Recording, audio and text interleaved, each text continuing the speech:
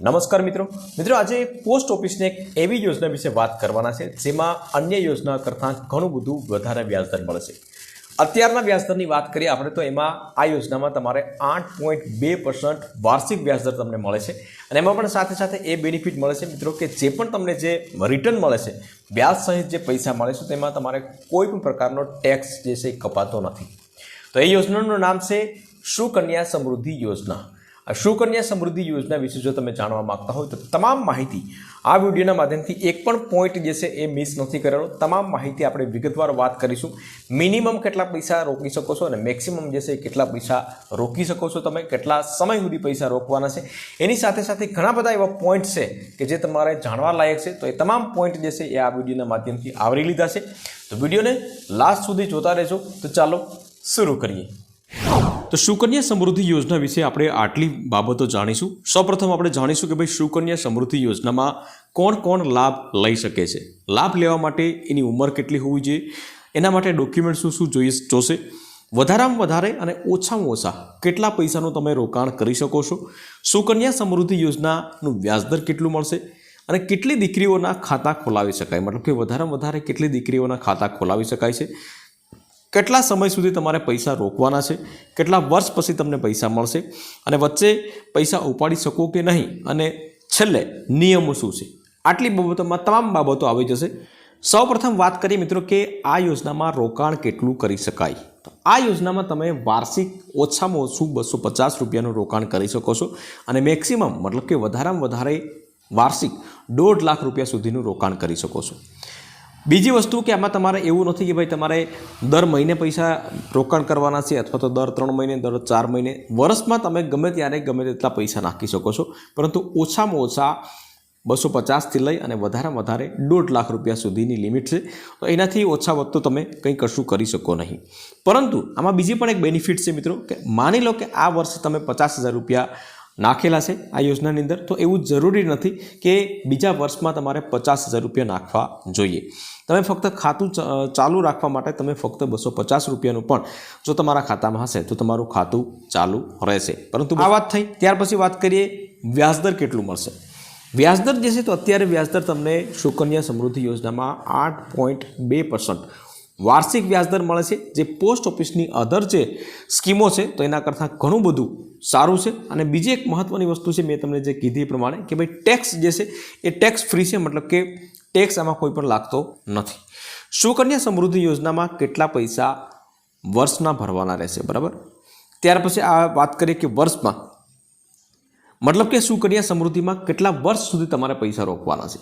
તો આ યોજનાનો મેચ્યોરિટી પીરિયડ જે છે 21 વર્ષનો, મતલબ કે 21 વર્ષે તમને પૈસા મળે છે, પરંતુ 21 વર્ષ સુધી તમારે પૈસા ભરવાના નથી, તમારે પૈસા ભરવાના છે ફક્ત 15 વર્ષ, બરાબર। અને ત્યાર પછી તમારે 6 વર્ષ સુધી તમારે પરિપક્વતાની રાહ જોવાની છે અને 21 વર્ષ પૂરા થઈ જાય ત્યારે તમારે વ્યાજ સહિત તમારા જેટલા પણ પૈસા હશે તો 8.2% લેખે તમને રકમ મળી જશે।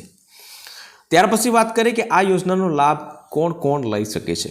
તો આ યોજના જે છે ફક્ત દીકરીઓ જ લાભ લઈ શકે છે, દીકરાઓ માટે આ યોજના નથી। તો તમારા ઘરે દીકરીઓ હોય અને જેની ઉંમર છે 0 થી 10 વર્ષ, મતલબ કે જન્મથી 10 વર્ષ જો ઉંમર હોય તો એક પરિવાર દીઠ 2 દીકરીઓના ખાતાઓ જે છે ખોલાવી શકાય છે।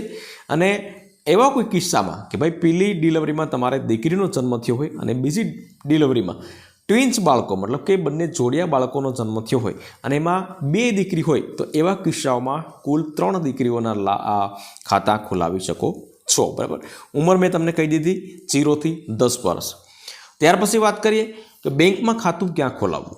તો સુકન્યા સમૃદ્ધિ યોજનાનો લાભ લેવા માટે કોઈ પણ બેંક જે રાષ્ટ્રીય અધિકૃત બેંક હોય તેમાં ખાતું ખોલાવી શકો છો, જેમ કે bank of Baroda, state bank of India મતલબ કે SBI, HDFC, એક્સિસ બેંક અને post office, Punjab national bank, આવી બધી ઘણી બધી જે રાષ્ટ્રીય અધિકૃત બેંકો છે તો ત્યાં તમારે ખાતા ખોલાવી શકો છો। પરંતુ હું તમને સજેશન કરીશ કે આ યોજના જે સૌથી બેસ્ટ વસ્તુ હોય તો એ તમે પોસ્ટ ઓફિસમાં ખાતું ખોલાવો, કારણ કે કોઈ પણ સરકારી યોજના જે આવતી હોય, સરકારી યોજનાનો લાભ લેવો હોય તો એ પોસ્ટ ઓફિસમાં પહેલાં આવતી હોય છે અને બીજી બધી બેંકોમાં છે પછી આવતી હોય છે।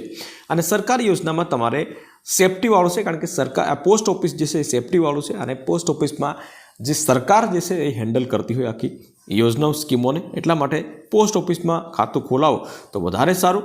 બાકી બધી ગમે તે બેંકમાં તમે ખોલાવી શકો છો. બીજી વસ્તુ કે ખાતું કોના નામનું ખોલાવવું, તો ખાતું જે છે દીકરીના નામનું તમારે ખોલાવવાનું રહેશે.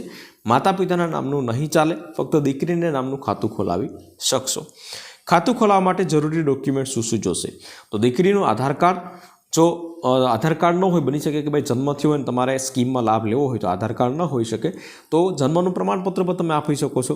દીકરીના 2 પાસપોર્ટ સાઇઝ ફોટા અને પિતા અથવા તો માતાનો આધાર કાર્ડ હોવો જરૂરી છે. આટલા ડોક્યુમેન્ટ લઈ અને તમે કોઈ પણ બેંકની અંદર તમે જઈ અને ખાતું ખોલાવી શકો છો. હવે વચ્ચે પૈસા ઉપાડી શકાય કે કેમ? સુકન્યા સમૃદ્ધિ યોજનામાં ફક્ત 2 વખત જ તમે પૈસા ઉપાડી શકો છો, 2 સમયે. એક, દીકરીની ઉંમર 18 વર્ષ પછી લગ્ન સમયે તમે ઉપાડી શકો છો, અથવા તો 18 વર્ષ પછી ઉચ્ચ શિક્ષણમાં તમારે કે ડિગ્રી ડિપ્લોમા કંઈ કરાવવું હોય તો એમાં તમે 50% જેટલી રકમ ઉપાડી શકો છો. હવે વાત કરીએ મિત્રો કે નિયમ શું છે. નિયમ છે કે દીકરીના 18 વર્ષે પછી જ લગ્ન થયેલા હોવા જોઈએ. 18 વર્ષ પહેલાં લગ્ન થઈ જાય તો એ સ્કીમ જે છે એ ત્યાં જ બંધ થઈ જશે અને તમારી જે જમા રકમ હશે એ તમને મળી જશે. એટલે આ નિયમ છે, એ વસ્તુ ખાસ તમારે ધ્યાન રાખવાની.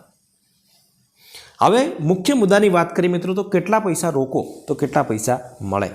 મહિને માની લો કે 1000 રૂપિયાનું તમે રોકાણ કરેલું હોય, તો મહિને 1000 રૂપિયાનું રોકાણ કર્યું હોય તો તમને કેટલા મળશે? અહીં 1000 રૂપિયાનું રોકાણ કર્યું હોય તો 15 વર્ષમાં તમારા પૈસા કેટલા જમા થશે? તો કે અહીંયા ટોટલ કોન્ટ્રીબ્યુશન જે છે 1,80,000 રૂપિયા તમારા જમા થશે. એના સામે વ્યાજદર તમને 21 વર્ષમાં કેટલું મળશે? તો કે 3,74,613 રૂપિયા, અને ટોટલ જે છે 5,54,613 રૂપિયા તમને મળવાપાત્ર રહેશે. બરાબર. આ જગ્યાએ તમે 500 રૂપિયા તમે ઇન્વેસ્ટ કરો દર મહિને, મતલબ કે વર્ષના 6,000 ઇન્વેસ્ટ કરો તો 5,54,613 ભાગ્યા 2 કરશો એટલે એની રકમ આવી જશે. 3,000 રૂપિયા મહિને રોકો, બરાબર. તો 3,000 રૂપિયા મહિને રોકો તો તમારે કેટલા રૂપિયા તમારે મળશે? તો અહીં તમે જોઈ શકો છો 15 વર્ષના તમારે 5,40,000 રૂપિયા જમા થશે. એના સામે વ્યાજદર કેટલું છે? 8.2% લખીએ 11,23,837 રૂપિયા વ્યાજદર થશે, અને 16,63,837 રૂપિયા તમને 21 વર્ષ પછી તમને મળશે. બરાબર. પણ એની જગ્યાએ તમારે 1,500 રૂપિયા રોકવાના હોય તો આ 16,63,837 ભાગ્યા 2 કરશો એટલે એની રકમ આવી જશે. તો આ પ્રમાણે તમારા ઘરે પણ જો દીકરીઓ હોય તો તમે એમાં બચત કરી શકો છો. મિનિમમ 250 રૂપિયા એટલે મિનિમમ રકમ કહેવાય છે. બરાબર. અને આ જે આર્ટિકલ તમે જો વાંચવા માંગતા હોય તો આની લિંક નીચે ડિસ્ક્રિપ્શન બોક્સમાં રાખી દઈશ, તો ત્યાંથી તમે પૂરેપૂરો આર્ટિકલ જે છે વાંચી શકશો અને શાંતિથી તમે ગમે ત્યારે પણ વાંચી શકશો. બરાબર. તો આની લિંક હું નીચે રાખી દઈશ. પરંતુ વિડીયો ગમ્યો હોય તો વિડીયોને એક લાઇક જરૂરથી કરી લેજો મિત્રો, શેર કરજો, અને ચેનલ ઉપર નવા આવ્યા હોય તો ચેનલને સબસ્ક્રાઈબ જરૂરથી કરી લેજો.